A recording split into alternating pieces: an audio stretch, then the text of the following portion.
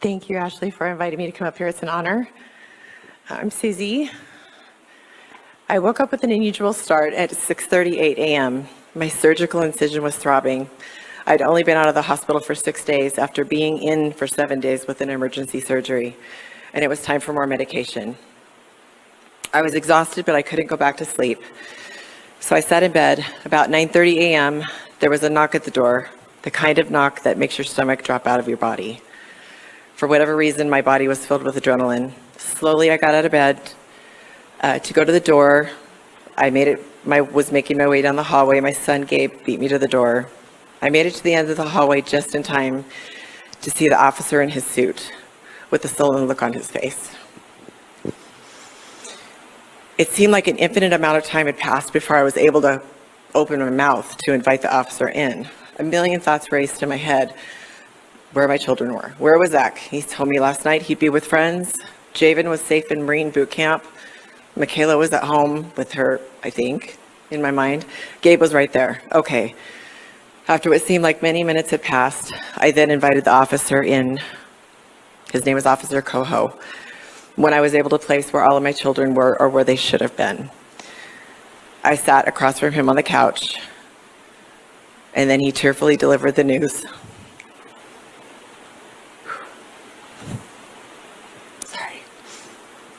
That only a mom ever hears in her worst nightmare. He said, "Ma'am, I'm so sorry to tell you that your son was in a motorcycle crash." I asked if he was okay, but I knew by the look on his face that he wasn't. He said, "No, ma'am, I'm very sorry, but he didn't make it." The air felt like it immediately left my body, like right now, and immediately left the room.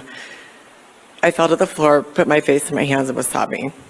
I quickly remembered that my son was there, so he was sitting on the kitchen counter with tears streaming down his face. In disbelief, I walked over to hug him, and I instantly felt sick. My mind then escaped back, trying to escape reality, back to the beginning. I remembered when I first went into labor with Zach. I remember the pains in my legs. I almost miscarried him at 12 weeks. But with a Christian doctor and a church and grandmas that prayed desperately for him to stay in my womb, he was born March 10th, 1994, screaming his head off and didn't stop until almost 2 years later when his sister was born and throwing up. I was quickly brought back to reality when another visitor came into my home to offer help. I was then just sitting in front of my dishwasher. Don't ask me why I picked that spot, but I felt as if somebody had just placed me in a concrete mold. I couldn't move. Time was standing still and nothing felt real. But it was a reality. On May 6th, 2018, my beautiful son was ushered to heaven. So sorry. I could say this a million times in the mirror and not cry. My son was struck by a 4,000 plus SUV at 3:36 a.m. And later, as I viewed his death certificate, he drew his last breath at 6:38 a.m., the exact moment I was awoke on the darkest morning of my life. But you see, the worst day of my life was the best day of his life, because he drew his last breath here and his first breath in heaven with Jesus. But God did not just bring me here to tell you about the catastrophic loss of my son. In Revelations 12:10-13, it says, "Now salvation and power are set in place, and the kingdom reign of our God and the ruling authority of his anointed one are established. For the accuser of our brothers and sisters, who relentlessly accuse them day and night before God, has now been defeated, cast out forever, once and for all. They conquered him completely through the blood of the Lamb and the powerful word of his testimony." He brought me here to share my powerful testimony, filled with chaos and beauty, God's miraculous wonder, grace, on that day that changed my life forever. Just hours after hearing my child had been killed, I made my way outside through the crowds of people. I picked a 5-gallon bucket. Again, I don't know why. Sitting in the hot sun, holding my stomach. The Lord spoke to me so clearly. It was almost as if I could hear him whispering in my ear. He said, "I'm going to make something beautiful out of this horrible new reality." And I said, "Lord, help me do whatever it is that I need to do to make that happen." And I trusted him at that moment to use all of this pain for his glory. When you lose someone that you love, there's a decision that you have to make that you're faced with head on. You're going to choose to trust the Lord, or you're going to choose to trust your feelings. And it's very easy to be angry at the Lord in times like that, but it wasn't for me. Didn't make sense for me to be angry at the only person that I needed the most at the time. The Lord gave me many verses, and always at the times when I felt most alone, He was there to remind me that He's so close to my broken heart. Psalms 34:18. The start of things that I would have to do would look a little like this. Do I pick a casket or an urn? That depended on what condition my son's body was in when it came to the funeral home. Planning a funeral, receiving a hospital bill showing all of the efforts that were made to save my baby's life, ordering a headstone, burying my baby in the ground, many court days, preparing for mediation and preparing for a sentencing hearing, and my victim impact statement, which took months to prepare. In every court hearing, I would inevitably end up sitting behind Josh, which was the man that took my son to heaven that night. I would cry because it hurt me to see him, because he held every broken piece of my heart. But I didn't feel angry. In fact, almost everyone I knew wanted to be angry for me, but they didn't understand at the time what was unfolding. The Lord had given me mercy and love and grace, and He'd given me eyes for this man, almost like as if he were my own son. The questions would arise in my heart. What would I feel like if I was Josh's mom? What would I feel like if that were Zach sitting up there, if that were him, knowing how broken he would be to know that the biggest mistake of his life ended a life? I felt like the Lord was giving me words to say at the sentencing hearing. The purpose, if you all don't know, normally of a statement, a victim impact statement, is to word it, so to speak, so the judge will have a harsher consequence on the offender. But God had a different plan. My statement was raw, it was painful, and the deepest grief that I can't even find a word to describe.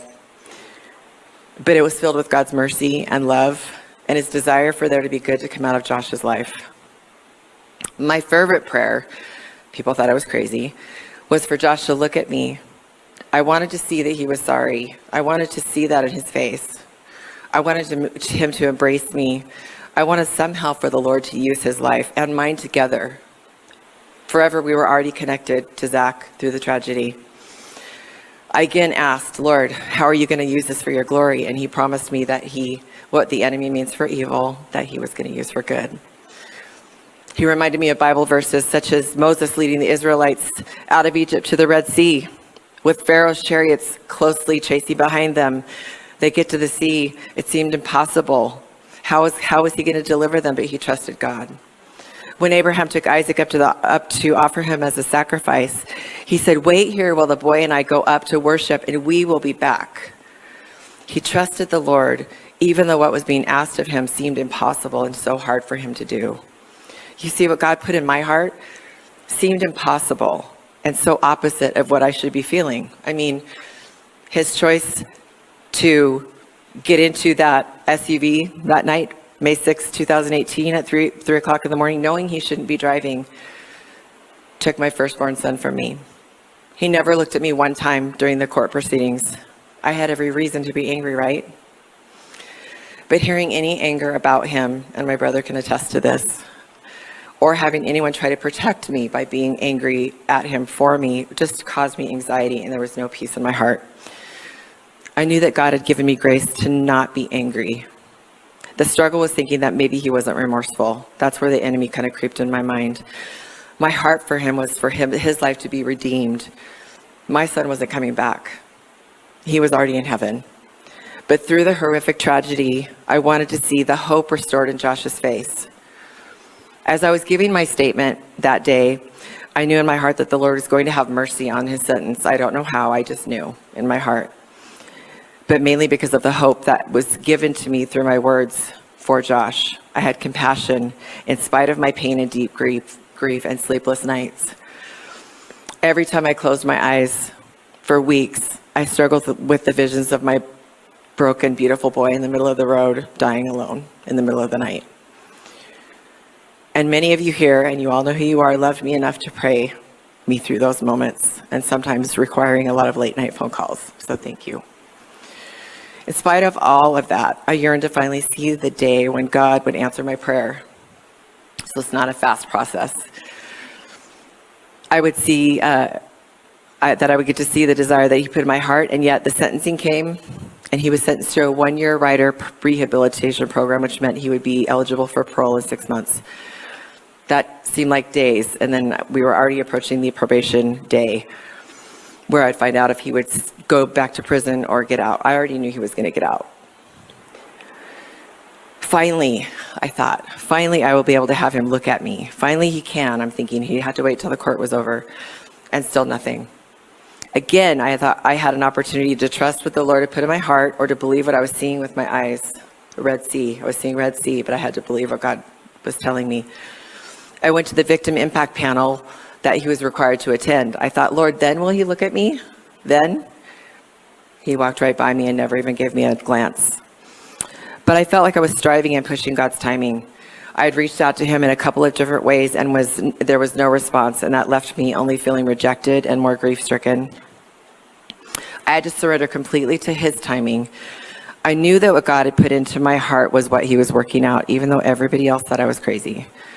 You see, he was also court-ordered to speak at a victim impact panel. This is not a normal protocol when somebody is killed by a drunk driver for them to speak, which required him to reach out to me. He would have to reach out to me at some point and ask my permission. So I knew that that was how God was orchestrating the meeting between Josh and I. I had no idea what I was going to say. I just asked the Lord to give me strength and to give me the words to say in that moment, no matter how painful it was for me. I wanted him to know that his life did not need to be defined by this one mistake, a catastrophic one and a costly one. God had wanted to use all of this pain and trauma and make something beautiful out of it. What bigger miracle would it be to somebody who doesn't know him to have the mom and the person who took her son to heaven standing on the stage together, talking of God's mercy, tightly knitted in his love and forgiveness? That's Jesus' character. And I wanted that, and I believe God gave me a vision for that. But I also know that I'll get to see my son again. I had to add this in here. Quoting from a Toby Mac song, he lost his son just shy of 2 years ago. I'm counting on it. I'm counting on seeing my son again, and I know that I will. But why do I get to see him again? Because Zach's good outweighed his bad? No, because he was naughty. Those of you who knew my son know that he made many, many, many mistakes. And I don't get to see him again because my good outweighs my bad either. It's because God so loved the world that he gave his only begotten son, that whoever believes in him shall not perish but have everlasting life. But it is a gift. And to have a gift, we have to receive that gift. But just like salvation is a gift that we need to receive, the forgiveness that I had for Josh, that God had gifted me with for this appointed time, he had to be willing to receive that. He had to decide to receive the gift, to hide, stuff his emotion, live in shame, like we've talked about, or minimize the severity of this horrific tragedy, as many drunk drivers do. Josh chose to receive my gift and allow God to change his life. We did have that exact reunion that God gave me a vision of, exactly, which you will get to see at the end. We now speak together at victim impact panels, sharing our story of the tragedies of driving impaired. But because it's our story, we also share of God's redemption and miraculous forgiveness. In fact, he would tell you if he were standing right here that I forgive you were the 3 hardest words that he's ever had to hear. I'm asked often, how was I able to do this? Many say to me, Susie, you're so strong, but I really am only leaning on the one that is strong. I know that God is sovereign and that he's good and that his word is true, even though sometimes it's a hard pill to swallow. Psalms 139, 10 through 13, and 15 and 16 say this out of the Message Bible. You would find me in a minute. You're already waiting there. Then I said to myself, oh, he even sees me in the dark. At night, I'm immersed in the light. It's a fact. Darkness isn't dark to you. Night and day, darkness and light, they are all the same. You shaped me first inside, then out. You formed me in my mother's womb. You know me inside and out. You know every bone in my body. You know exactly how I was made, bit by bit, how I was sculpted from nothing into something. Like an open book, you watched me grow from conception to birth. All the stages of my life were spread out before you. The days of my life, all prepared before I'd even lived one day. My son's life was spread out, all of his days prepared, before he lived even one. That has helped me to get over when I close my eyes, seeing that vision. That was so horrific. Because even though tears streaming down my face, God could see him in the dark. I no longer had to worry about it, him in the middle of the road dying alone, because Jesus was with him. Jesus knew he was going to take him home that day. What I want all of you to know is that God sees all of you. I'm no more special than any of you. If he can do for me what he's done, the gift of miraculous forgiveness, the fact that he absolutely erased any anger that could have risen up inside of me. He heard the cries of my heart. I trusted what he spoke to me from the very beginning. I chose to believe his promises. I chose to believe what he told me above what the circumstances surrounding me would tell me. In fact, like I said, many people thought I was crazy. I've overcome many traumas in my life, and Jesus was with me all the way. Starting at age 13, having to watch my brother take his own life before my very eyes. The loss of 2 more brothers.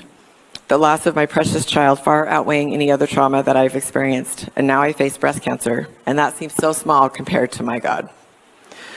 But I'm going to tell you, the only way that I stand firm, and the only way that you will stand firm, is to keep your eyes on Jesus. Imagine a boat being tossed. If you've ever been on a cruise, being seasick, they tell you to keep your eyes on the horizon line because that's steady and immovable. That's Jesus. Jesus is our horizon line. We have to keep our eyes on him, or we will be taken out by the storms of this life. The Bible says he's the same yesterday, today, and forever. Survival for me is a constant trust in his promises, remaining in his word, listening to worship. Natalie Grant sings a song called My Weapon. It's from Psalms 149, 5, and 6. His godly lovers triumph in the glory of God, and their joyful praises will rise even while others sleep. God's high and holy praises fill their mouths, for their shouted praises are their weapons of war. That is how we fight the enemy, is by praising the Lord. I soak in every bit of it, and I can do it. I do it constantly and consistently, feeding myself with his truth. Whatever brokenness looks like in your life, whether it's the loss of someone you love, whether it's, Lord, I don't know where you want me in this life, whether it's family brokenness, a diagnosis that you have feared, a prodigal child, or needing to forgive something that seems unforgivable. I could go on and on. But whatever that storm looks like in your life, look at Jesus and lean into his promise that he will make beauty from the ashes of your life. I guarantee you will begin to see the unfolding of just how miraculously God can bring purpose out of your pain. And if he did it for me and my family, and he did it for Josh, he will do it for you. Just ask him. I promise you this. When you ask him into your heart, watch my Jesus change your life.